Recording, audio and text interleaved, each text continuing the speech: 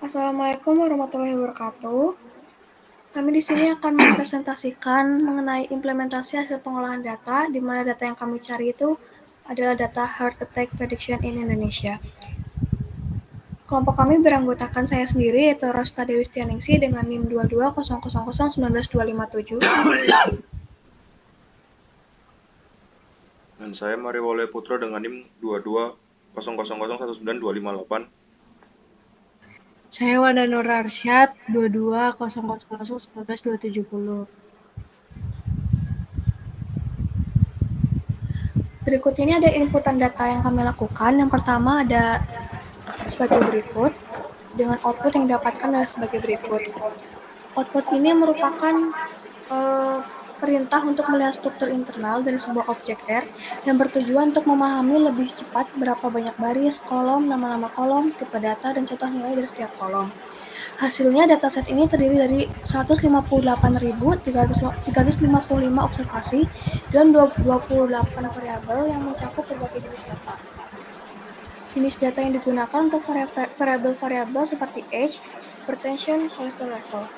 Sementara itu, data bertipe karakter mencakup variabel seperti gender, region, income level, dan smoking status. Selain itu, terdapat juga tipe data numerik desimal yang digunakan untuk variabel seperti sleep hours.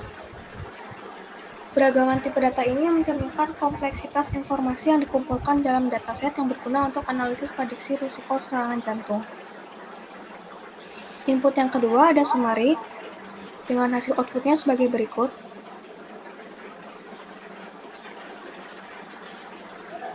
Perintah summary DR ini digunakan untuk menampilkan ringkasan statistik dari setiap kolom variabel dalam dataset. Ini sangat berguna untuk mengeksplorasi data awal. Lalu ada inputan yang ketiga, yaitu untuk min. Penjelasan dari output ini merupakan perintah yang digunakan untuk menghitung nilai rata-rata dari kolom cholesterol level dalam dataset Heart Attack Prediction Indonesia. Hasil perhitungan menunjukkan bahwa rata-rata kadar kolesterol dari seluruh responden dalam dataset adalah sekitar 199,53 dan nilai ini memberikan gambaran umum mengenai tingkat kolesterol populasi dalam data dan dapat digunakan sebagai acuan dalam analisis lebih lanjut terkait kesehatan jantung. Lalu ada inputan yang keempat, yaitu tabel dengan output sebagai berikut. Output ini menunjukkan jumlah frekuensi masing-masing kategori dalam variabel gender pada dataset Heart Attack Prediction Indonesia. Dataset ini terdiri dari total 158.355 observasi yang mencakup dua kategori gender, yaitu laki-laki dan perempuan. Dari jumlah itu, sebanyak 76.112 observasi merupakan perempuan dan 82.243 merupakan laki-laki. Distribusi gender ini tergolong cukup seimbang meskipun terdapat sedikit lebih banyak laki-laki dibandingkan perempuan. Secara persentasi, laki-laki mencakup sekitar 51,9% dari total data, sementara perempuan mencakup sekitar 48,1%. Hal ini menunjukkan bahwa data yang tersedia relatif merata dalam hal representasi gender, sehingga dapat memberikan gambaran yang cukup adil untuk analisis yang melibatkan variabel jenis kelamin. Selanjutnya untuk yang kelima, yaitu prop table dengan inputan sebagai berikut, output, kemudian penjelasannya yaitu menghasilkan proporsi atau persentase relatif dari masing-masing kategori gender dalam dataset Heart Attack Prediction Indonesia. Berdasarkan hasil proporsi, distribusi gender dalam dataset menunjukkan bahwa sekitar 48,06% dari responden adalah perempuan dan 51,94% adalah laki-laki. Ini memperkuat bahwa komposisi gender cukup seimbang dengan sedikit dominasi pada kelompok laki-laki. Proporsi ini penting untuk diketahui dalam analisis statistik maupun pemodelan, karena ketidakseimbangan yang ekstrim dapat mempengaruhi hasil interpretasi atau performa model prediktif yang sensitif terhadap distribusi kelas. Selanjutnya yang keenam, itu inputan tabel dengan input sebagai berikut serta outputnya. Penjelasan dari outputnya yaitu menampilkan tabel kontingensi atau cross tabulation, dan hasil tabel menunjukkan distribusi status merokok berdasarkan jenis kelamin dalam dataset.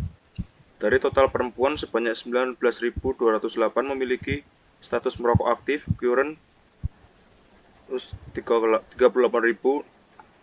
74 tidak pernah merokok, never. Dan 18.830 adalah mantan perokok, pas. Sementara itu dari total laki-laki terdapat 20.563 yang masih merokok, 41.109 yang tidak pernah merokok, dan 20.571 yang merupakan mantan perokok. Secara umum, baik pada perempuan maupun laki-laki, kategori never tidak pernah merokok merupakan yang paling dominan. Namun jumlah laki-laki dalam setiap kategori sedikit lebih tinggi dibandingkan perempuan, mencerminkan distribusi gender yang memang sedikit didominasi oleh laki-laki di dalam dataset. Analisis ini penting untuk melihat hubungan potensial antara kebiasaan merokok dan risiko serangan jantung berdasarkan jenis kelamin, variabel gender, dan smoking status. Selanjutnya yang ketujuh, ini menginstal package dan library dengan input sebagai berikut serta outputnya. Penjelasan instalasi paket ggplot2 telah berhasil dilakukan dan paket tersebut kini sudah aktif serta siap digunakan untuk membuat berbagai jenis visualisasi data di R. Meskipun muncul peringatan mengenai ketidakhadiran RTools, hal ini tidak menjadi masalah karena instalasi dilakukan menggunakan versi biner, bukan dari source. Oleh karena itu, peringatan tersebut tidak dapat diabaikan untuk saat ini. Namun apabila di kemudian hari Anda ingin menginstal paket yang harus dibangun langsung dari source, maka RTools perlu diinstalasi terlebih dahulu agar proses instalasi dapat berjalan dengan lancar. Yang ke-8, input his dengan output input sebagai berikut serta outputnya berupa grafik. Dari penjelasannya yaitu histogram pertama menunjukkan distribusi usia responden dengan rentang usia mulai dari sekitar 25 hingga 90 tahun, dengan mayoritas responden berada di kisaran usia 45 hingga 65 tahun. Puncak frekuensi terlihat pada usia sekitar 50 hingga 55 tahun, yang menggambarkan konsentrasi usia terbesar di kelompok tersebut. Bentuk distribusi menyerupai lonceng bell shape, menunjukkan bahwa distribusi data mendekati normal. Pada histogram kedua, meskipun data yang serupa, perbedaan terletak pada tampilan visualnya. Karena histogram ini menggunakan warna merah muda, memberikan tampilan yang lebih menarik tanpa mengubah makna atau interpretasi data yang ada.